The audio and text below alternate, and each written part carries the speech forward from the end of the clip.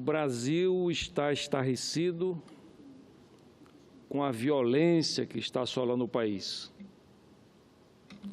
Na década de 1970, o PIB brasileiro era inferior ao PIB da China. A China fez um projeto de nação. Qual foi o objetivo principal da China? Transformar o país num dos países de maior produção do mundo, e hoje a China é o segundo PIB do mundo, atrás apenas dos Estados Unidos. E o Brasil escolheu o caminho do subdesenvolvimento. E a partir da Constituição de 1988, este caminho e esta decisão ficou muito clara quando aprovamos uma Constituição que dava absoluta segurança de que o Brasil permaneceria subdesenvolvido pelo maior número de anos possíveis, talvez até de séculos. E agora vamos analisar a questão da violência em relação ao desenvolvimento do país. Então, quais foram as variáveis que definiram que o país tinha que ser subdesenvolvido? E o que é um país subdesenvolvido? Um país subdesenvolvido é um país pobre, um país injusto, um país corrupto e um país violento. Então, todas essas variáveis ou princípios foram desenvolvidos de forma absolutamente consciente e eficiente.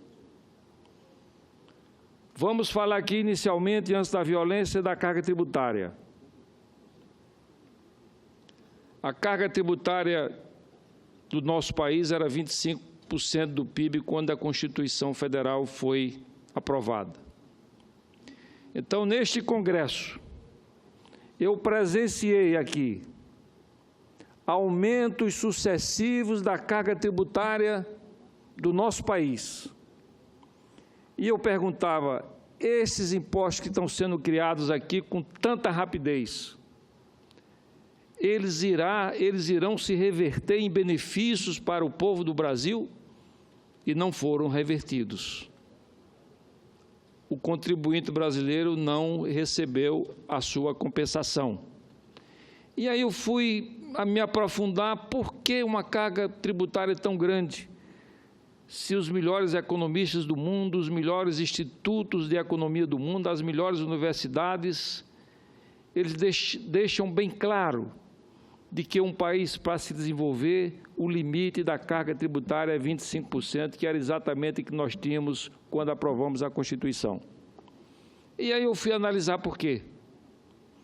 Porque na medida em que foram sendo criados impostos, aumentando a carga tributária da União, dos estados, dos municípios, taxas, contribuições, isto fez com que a renda da população brasileira foi sendo confiscada paulatinamente. E hoje, senador Elmano Ferrer, a parte mais importante da formação do PIB de um país é o consumo. Na medida que a nação resolve, através de aumento de carga tributária, confiscar a renda da população, ela está impondo a esta população um subdesenvolvimento permanente e eterno. E é exatamente o que está acontecendo no país. Hoje, o brasileiro trabalha 5 meses para pagar impostos, quando o máximo deveria ser 3 meses. Então, nós aumentamos impostos para aumentar a corrupção, para criar corporações fortíssimas e privilegiadas, e o povo que foi para as ruas pedir a redemocratização do país, pedir as eleições diretas, foi quem perdeu nesta divisão da riqueza nacional. E aí agora eu vou falar em relação à violência, senador Cristóvão Buarque. O que é que tem a violência com a economia? Os códigos tributários e os códigos de processo penal, ou melhor, os códigos penais e os códigos de processos penais dos países desenvolvidos, elas têm várias funções. A função preventiva de proteger o cidadão, de proteger o patrimônio, de proteger o sistema econômico e de proteger o sistema social.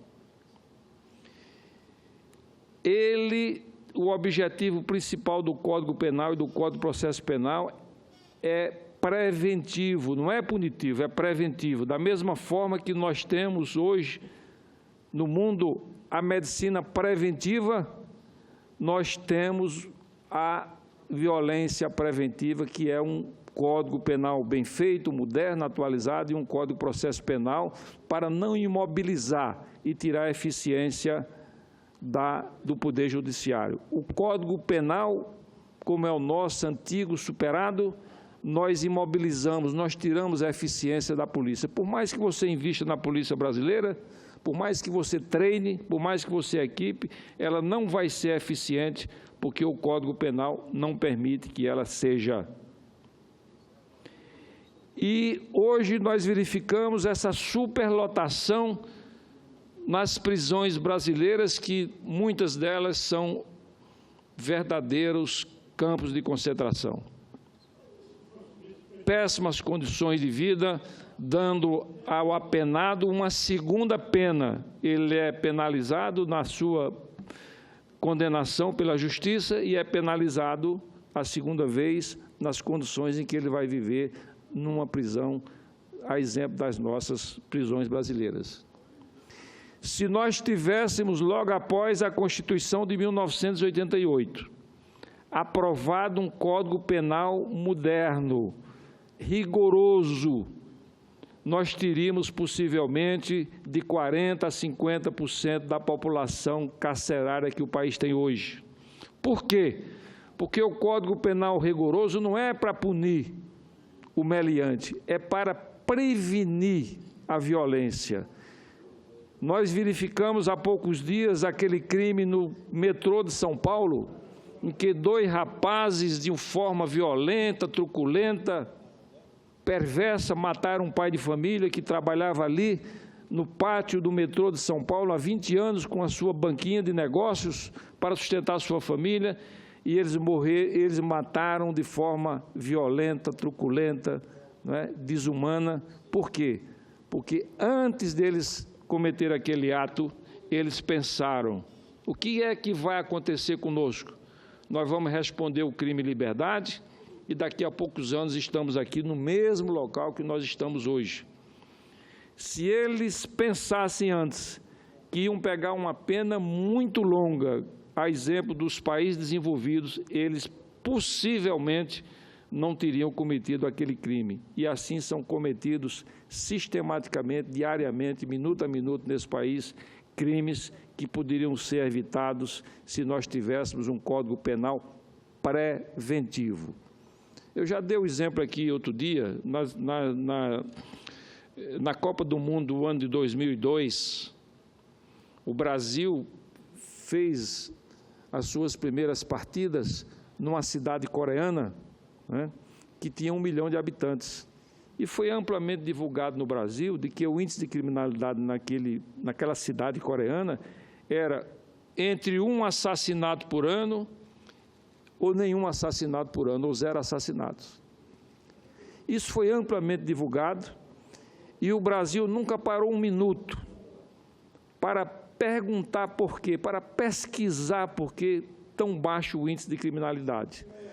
Se fosse numa cidade brasileira, esse número de assassinatos, em vez de 1 ou 0, seria de 260 a 400 assassinatos por ano. Então, o que é que está acontecendo?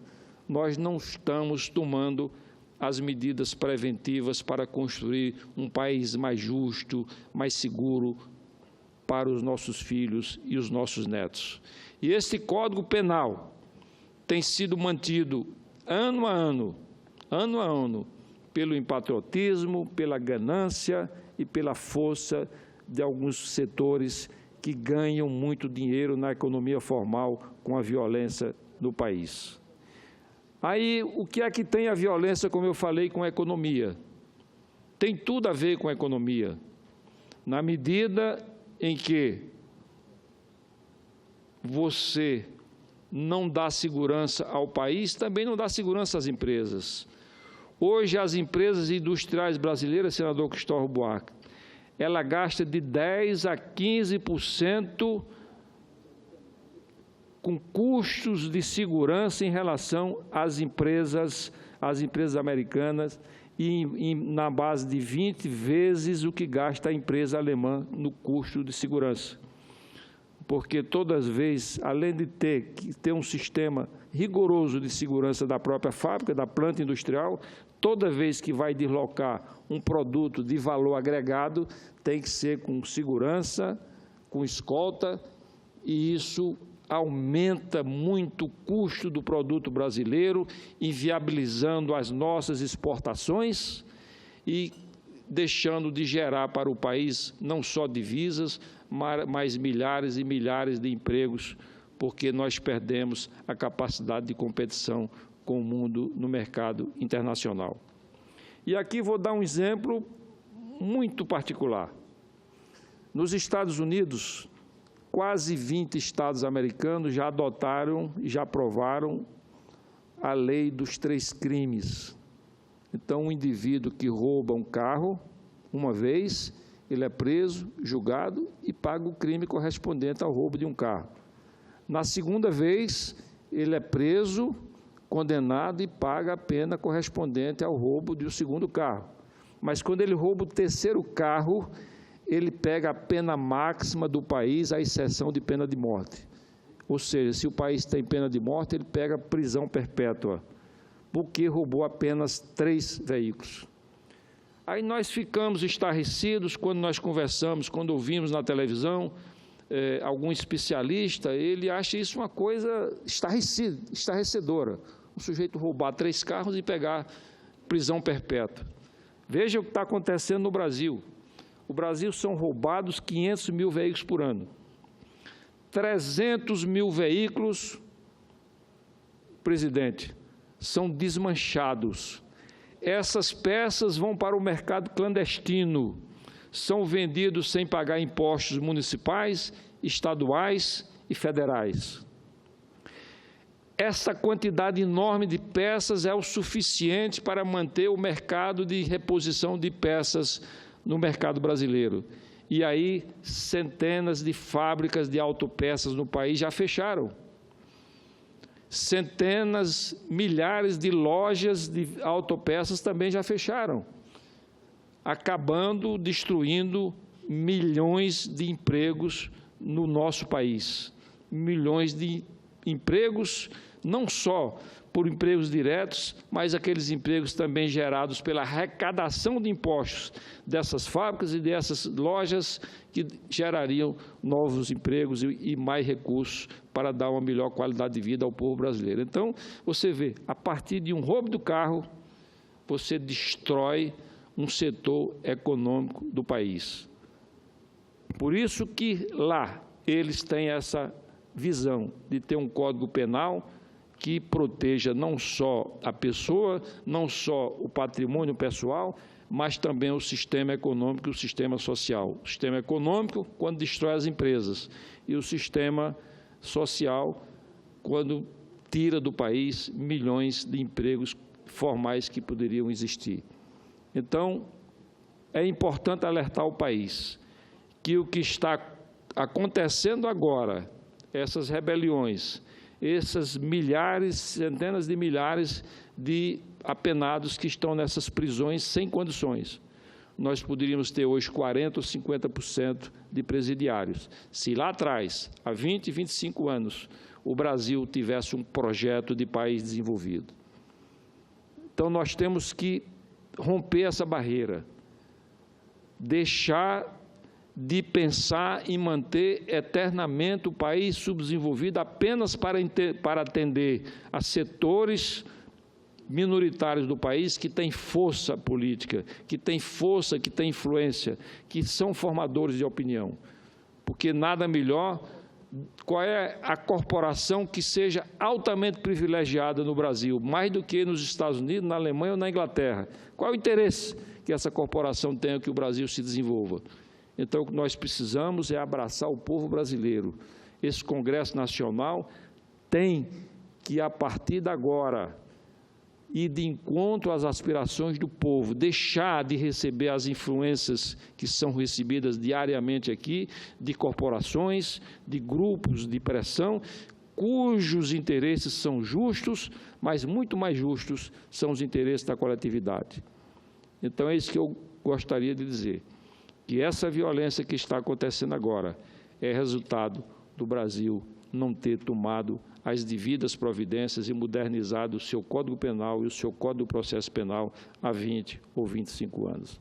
E eu sempre digo e vou continuar repetindo, para o Brasil melhorar, para o Brasil entregar os nossos, para que possamos entregar aos nossos netos um país desenvolvido, nós temos que começar a resolver as coisas pequenas, uma por uma, porque senão seremos eternamente um país subdesenvolvido.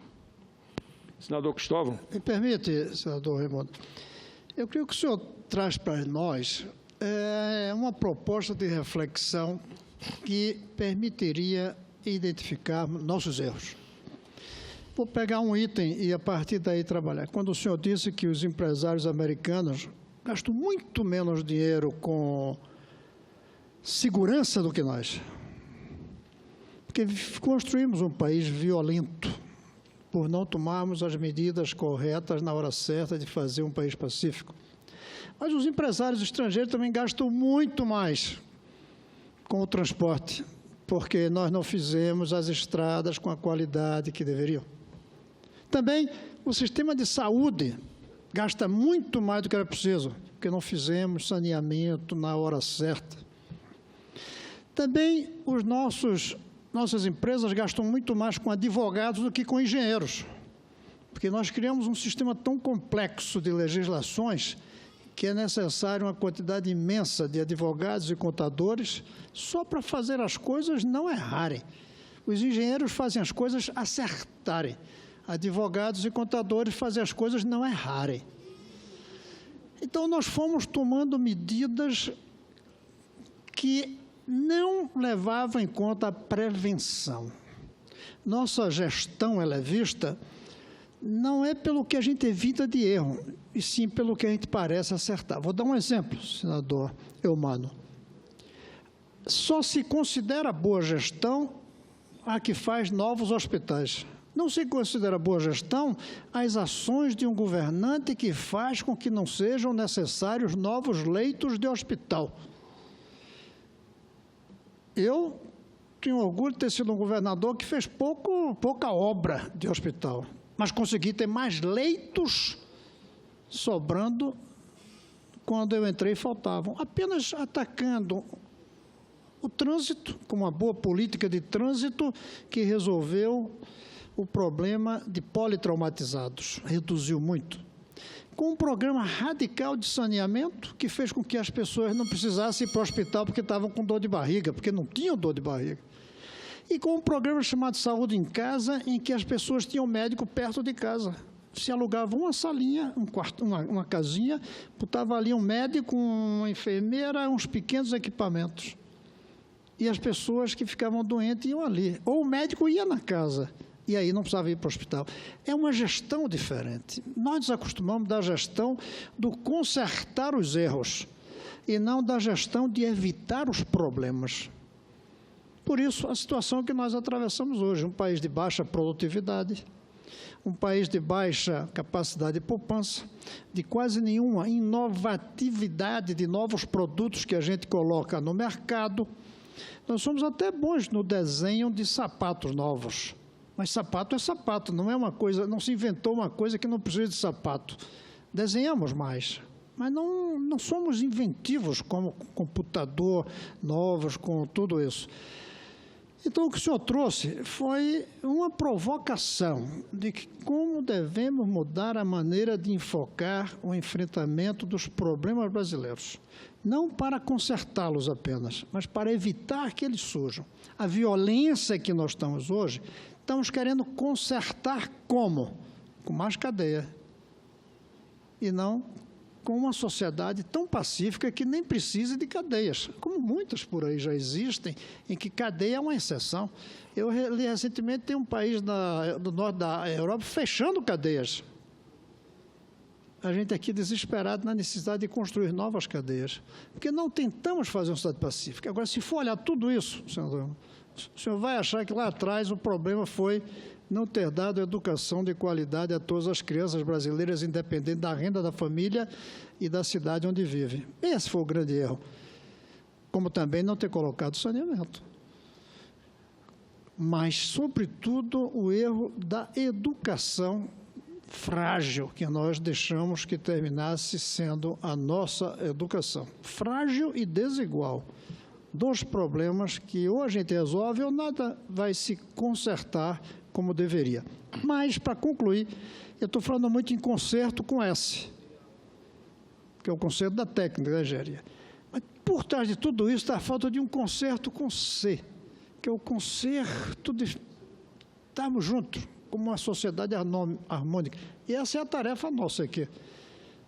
Mas parece que não está fácil de fazer esse conserto com C, pelos sectarismos que não nos deixam dialogar, pelo desencanto, essa é a verdade de muitos de nós com a atividade política, há um certo desencanto, pela visão imediatista de curto prazo de cada um de nós e até mesmo pela preocupação com problemas menores, deixando de lado os grandes problemas da sociedade brasileira. Eu espero que 2017, que a gente começou esta semana, na verdade, no plenário, no Senado, no Congresso, que esse ano possa trazer um pouco de conserto com C para a sociedade brasileira. Essa é a nossa tarefa, essa é a nossa obrigação. Nós somos aqui maestros da sociedade. Pelo menos deveríamos ser, senador Eumano. Eu espero que em 2017 nós consigamos trazer isso para que os problemas que o senhor trouxe aqui sejam consertados com esse. Senador Cristóvão, Vossa Excelência é sempre uma inspiração para mim. Eu ia até encerrar o meu pronunciamento, mas inspirado no que Vossa Excelência falou, eu vou alongar um pouco mais com a permissão do presidente. A China está formando 4 milhões de universidades, ou melhor, formando nas suas universidades 4 milhões de chineses por ano. Desses 4 milhões, 500 milhões são engenheiros, ou seja, 25%. A última estatística que eu tomei conhecimento aqui no Brasil era em torno de 4 a 5% de engenheiros. O que nós temos hoje aqui no Brasil, como Vossa Excelência falou, é o maior número de faculdades de direito do mundo. Algumas estatísticas dizem até que nós temos mais faculdades de direito do que o resto do mundo. E qual é o resultado disso? São 105 milhões de processos na Justiça, 3 milhões e 500 mil processos na Justiça do Trabalho por ano. Nos Estados Unidos, a Justiça do Trabalho não existe e as ações trabalhistas ficam entre 80 e 100 mil por ano. Então, nós somos um país totalmente judicializado, em vez de ser um país que procura, através da técnica, da tecnologia, da ciência, da pesquisa, do ensino de qualidade, se desenvolver. E eu quero aqui dar um exemplo do que Vossa Excelência falou quando era governador. Vossa Excelência era governador e eu tive um parente que foi acidentado aqui. E ele foi atendido no hospital de base. E eu o acompanhei. E naquele mesmo período, um médico suíço aqui deu uma entrevista, Vossa Excelência deve se lembrar, que ele disse: se eu tiver que sofrer um trauma de um acidente, eu gostaria de estar em Brasília para ser atendido pelo hospital de base. Vossa Excelência deve se lembrar disso. Um médico suíço disse isso aqui em Brasília naquela época. Há poucos anos, mais ou menos 3 anos, um funcionário meu acidentou-se e eu acompanhei ele no hospital de base, fui visitá-lo e vi as condições precaríssimas e sucateado como aquele hospital, que era referência nacional em hospital de trauma, estava. Então, Vossa Excelência está dizendo a pura verdade, quando diz que no seu governo, Vossa Excelência deu uma saúde de qualidade ao povo do GDF e do entorno. E ainda na sua tese de educação, eu disse aqui já várias vezes, que os países que têm se desenvolvido nessa fase moderna, a partir de 1900, a partir do desenvolvimento japonês, que em 1900 o Japão já tinha toda a sua população alfabetizada. E todos os países que se desenvolveram de lá para cá foram através do ensino de qualidade e da exportação de produtos. Porque uma coisa é interligada à outra.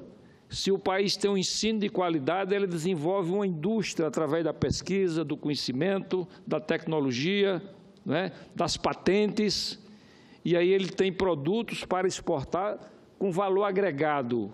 E é exatamente a indústria que cria os melhores empregos no país, porque ele tem o valor agregado, né, e, naturalmente, prontos para a exportação e aceito no mercado internacional. Então, é esse casamento, ensino de qualidade e exportação de produtos. Só dessa forma acontece. Nós temos o último exemplo aí da Coreia do Norte, da Coreia do Sul, desculpe, da Coreia do Sul, que na década de 50, beirando a década de 60, quando existia em uma cidade nordestina uma área degradada, uma área muito pobre, uma área sem infraestrutura, uma área muito sem qualquer infraestrutura, morando as pessoas mais pobres daquela cidade, ela apelidada daquela área de Coreia, porque rememorava a Coreia do Sul e a Coreia do Norte, que eram 2 países muito pobres. E hoje a Coreia do Norte, a Coreia do Sul, é um dos países mais modernos do mundo, exportando produtos de qualidade, exportando tecnologia e disputando o registro de patentes com os países mais desenvolvidos do mundo, a exemplo dos Estados Unidos, Alemanha, Inglaterra e a própria China. Então, só o desenvolvimento econômico pode dar uma boa qualidade de vida à população.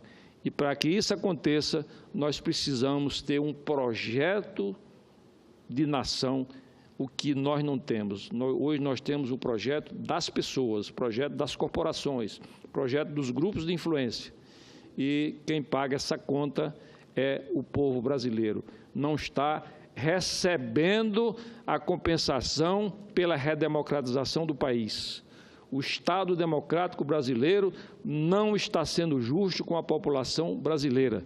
Então, nós precisamos resgatar, entregar novamente essa nação para a maioria do povo brasileiro, o povo que trabalha, que ama o país, que é patriota, que acredita no país e que faz com que o país ande. São essas considerações que eu queria fazer, senhor presidente, e antes de encerrar minhas breves palavras, homenagear aqui a presença do meu amigo, o deputado estadual da Paraíba, Ricardo Barbosa, que está sempre aqui por Brasília,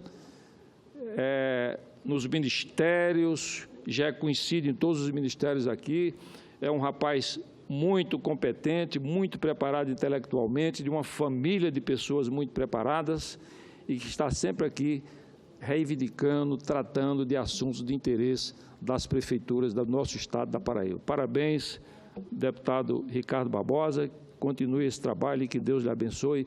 E muito obrigado a todos e obrigado também aos telespectadores da TV Senado e um abraço cordial à Rádio Senado, que completou recentemente 20 anos, e a todos os seus funcionários e todos aqueles que ajudam com que essa rádio seja uma das mais respeitadas do Brasil. Muito obrigado.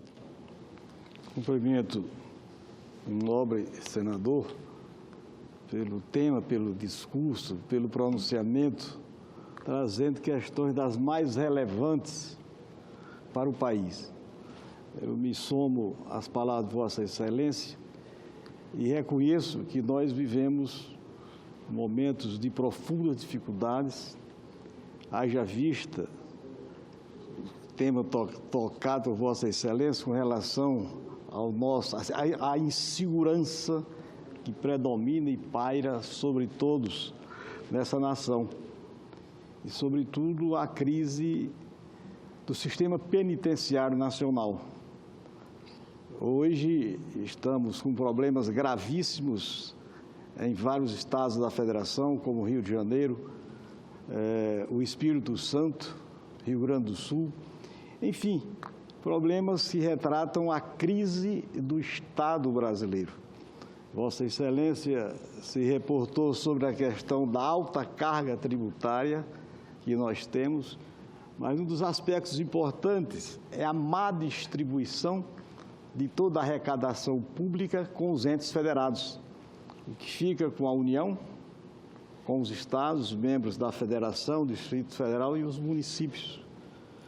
Quer dizer, isso são temas, do meu entendimento, Vossa Excelência levanta oportunamente aqui nesta casa, que é a Casa da Federação, que nos leva a todos a profundas reflexões. Incontestavelmente, a crise nos estados federados se agravam.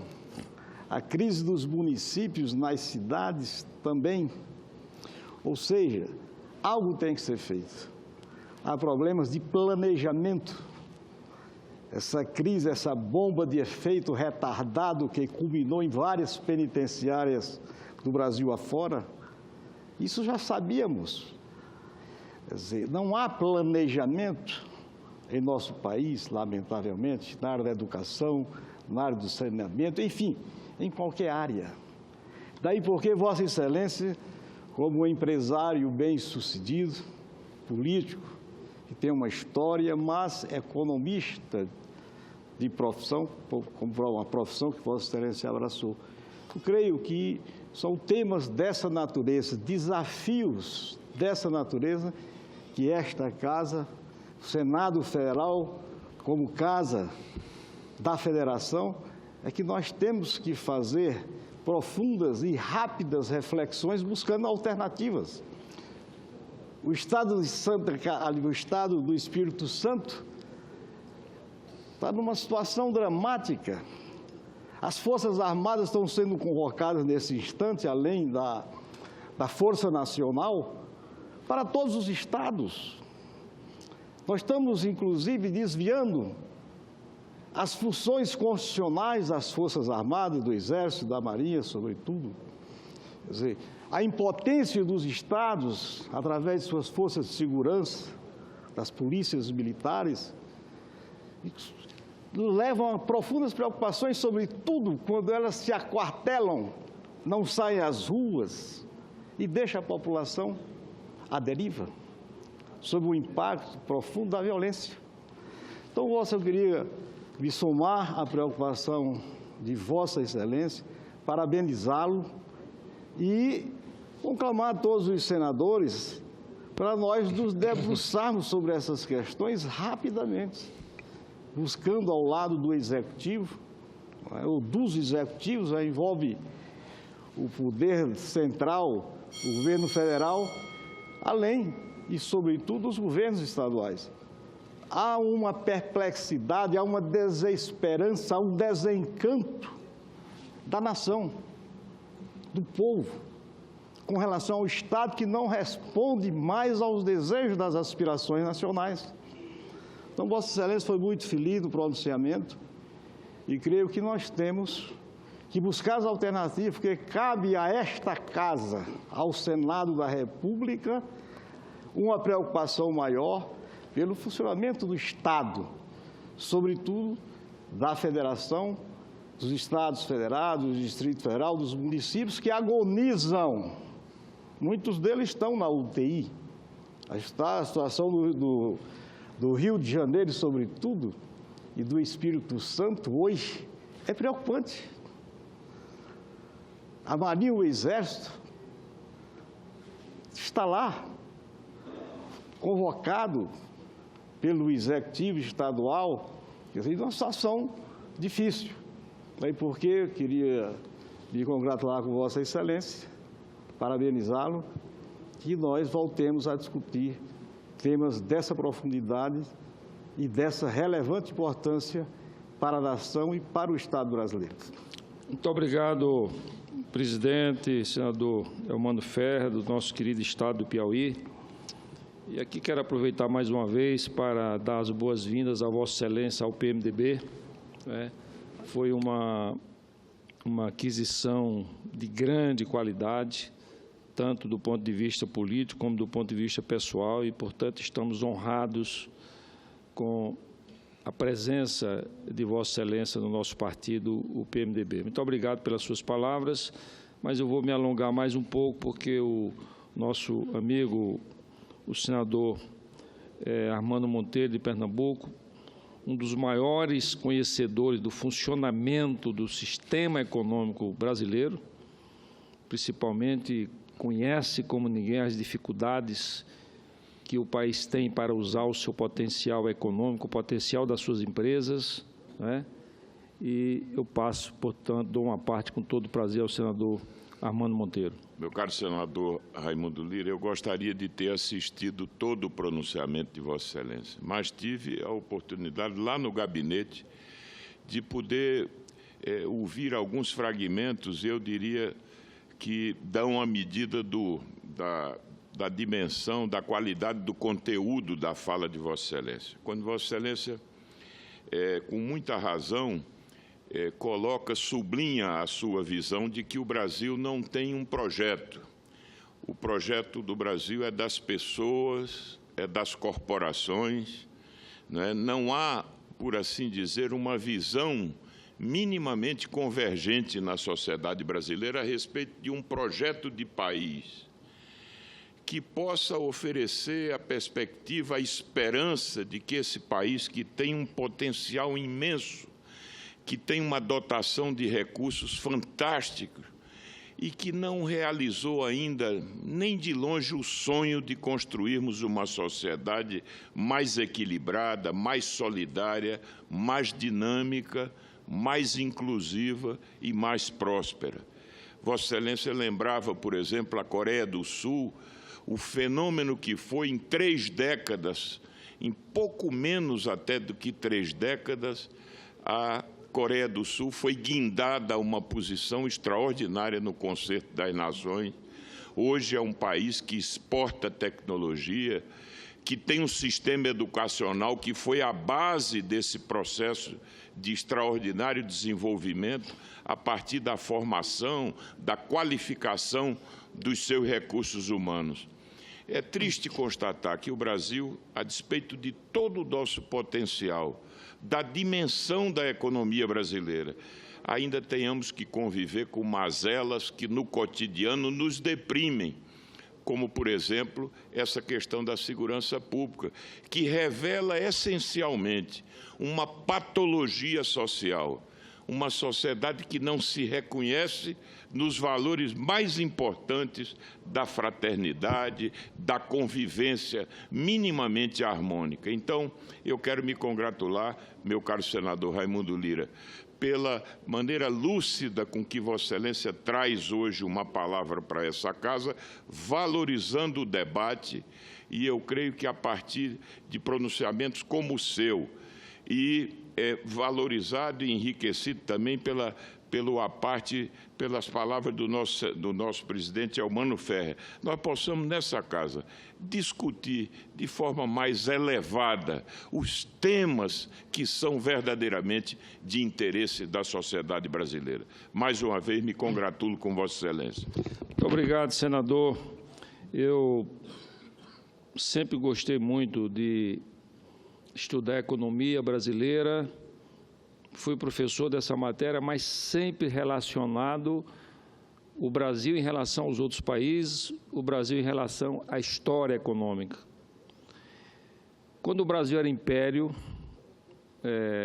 governado por Dom Pedro II, o parâmetro da força de um país era a armada, chamada armada, que era marinha de guerra.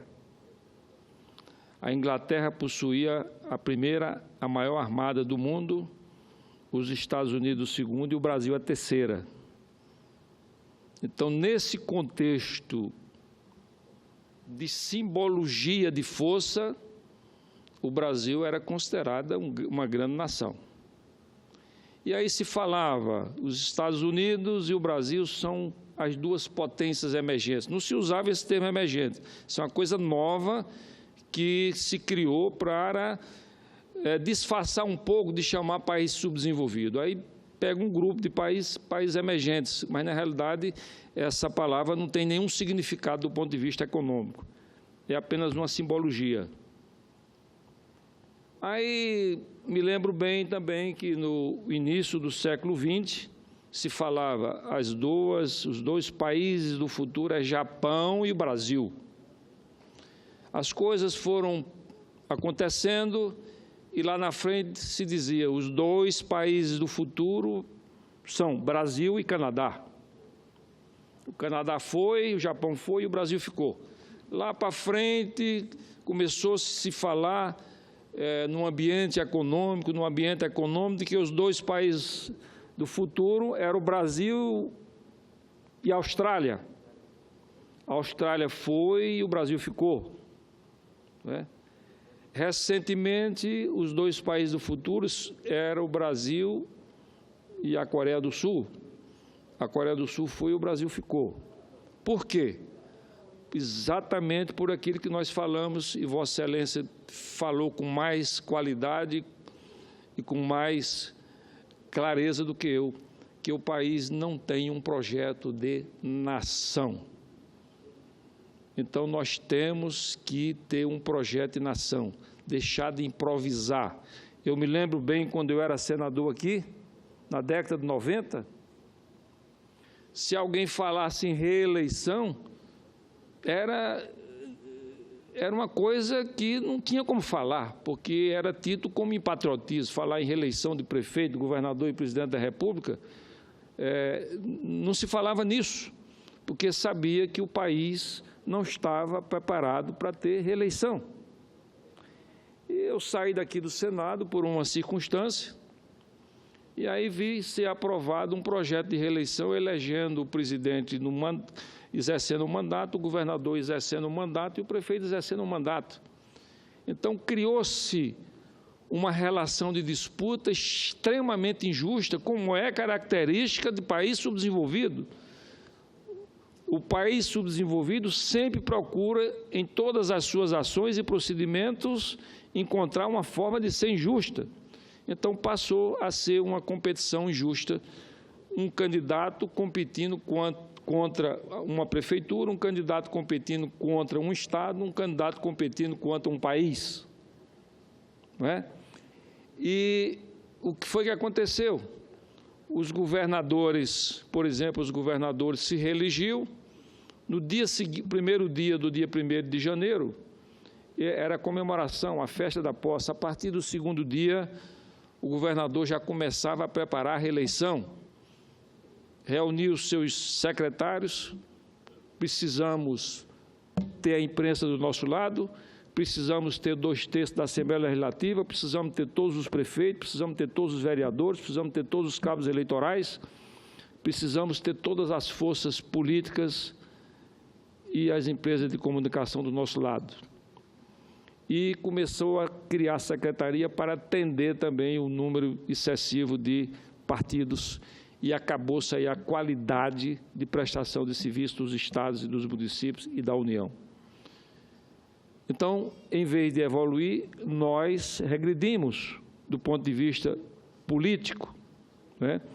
Por um erro do Supremo Tribunal Federal, o Supremo Tribunal Federal acabou com a cláusula de barreira, permitindo que hoje nós temos hoje mais de 30 partidos em atividade, 27 a 28 partidos com representação na Câmara dos Deputados, 16 a 17 com representação aqui no Senado Federal.